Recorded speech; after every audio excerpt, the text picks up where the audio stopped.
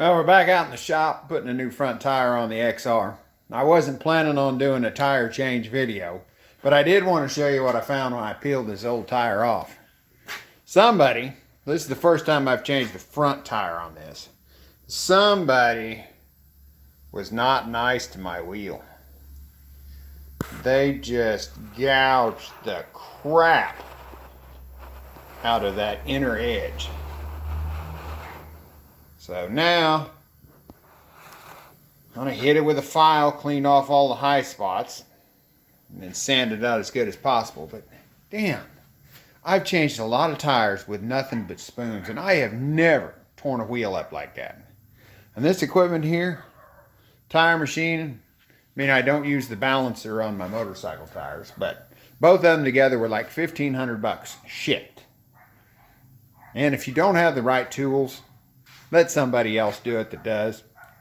So, I'm going to try to straighten this out. I just wanted to show you that. That's not acceptable. And that's not even using spoons and doing it on the floor. That shouldn't be what happens. I got it straightened up enough that I'm happy with it. Well, not happy, but it'll work. Short of welding in all those and machining it back down, that's about as good as you're going to get, because I don't want to grind any more of it off. One other thing I wanted to mention is that when I did the video on the Buells, I mentioned that their wheels were made in China. It's cast right into the metal, made in China. And then I later found out that they were at least designed by Inky. Well, these wheels here off the Harley are Inky wheels. That's cast in it, but I didn't know where they were made because I think Inky has a plant in China. But I did notice when I had it apart, made in Japan. Now, that's kind of funny because the Chinese wheels were really nice about the way they put the made in China on the wheel, and this looks like it was stamped in there by a little Japanese guy that had too much sake. But, oh well, still a good wheel.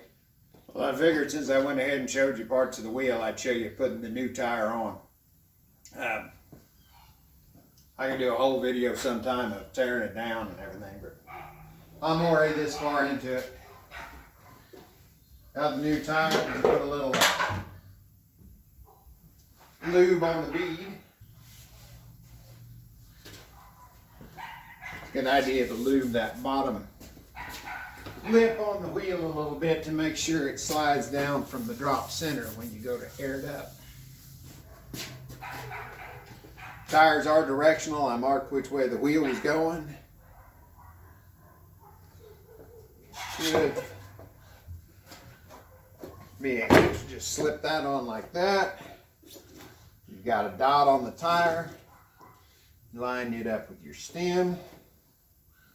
And you don't have to pay too much attention on this, but if you've got a tire that has a tire pressure monitor, you want to make sure not to hit that with your duckbill. So I'll run it around to where the stem is past where the duckbill will hit. Got to get that back edge up on the shoe right there.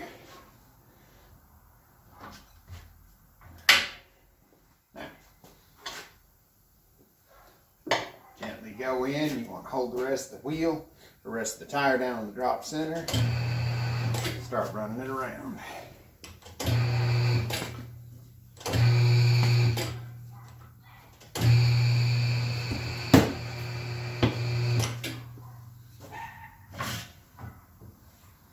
And that sure is a lot easier than using just a set of spoons and fighting it on the floor.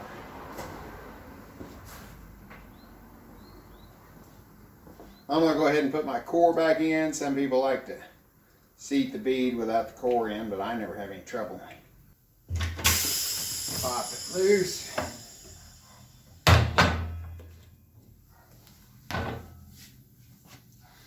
Some wheels I've worked on, you got to take the rotor off, like on the Buell. This one, it fits in okay, so. Still needs to pop up a little on this side. This side's all in there. There we go. There you go. Now I'll take it and put it on the little roller stand and balance it. I built this little roller stand many years ago. It's just got bearings here, rod that goes through the center. Same on the other side. No reason to build one anymore because you can go to Harbor Freight and buy an even nicer one that has cones that fit into your bearings. But this one's always worked good enough that I've never had any complaints with out of balance. So you set it on there and you can spin it, or you can just give it a little turn, and you want to watch. See, it's reversing directions. You want to get it to where it stays in a certain spot, and then you need to add weight to the top side because the bottom, wherever it stops, is heavy on the bottom. So add some weight onto the top side to counter it to where it pretty much, when you roll it, it stays wherever it stops, and stops in different spots. Doesn't always stop in the same spot.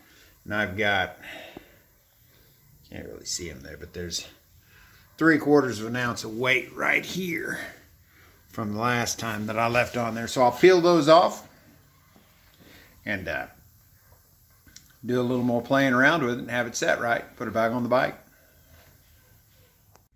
All right, she is all safely back on the ground. I took the wheel out of the car wash, gave it a blast, get all the tire lube and everything off of it. Gave it a nice new coat of paint around the rim to fix where I'd had to sand on it. So it looks pretty good now. One thing I did notice is it took 3/4 of an ounce just like before, except I had to move it about 6 inches around on the rim. But what I did was I used a little bit of Scotch-Brite pad to get some of the adhesive off, and it took the paint off, which wasn't any big deal since I was going to paint it anyway.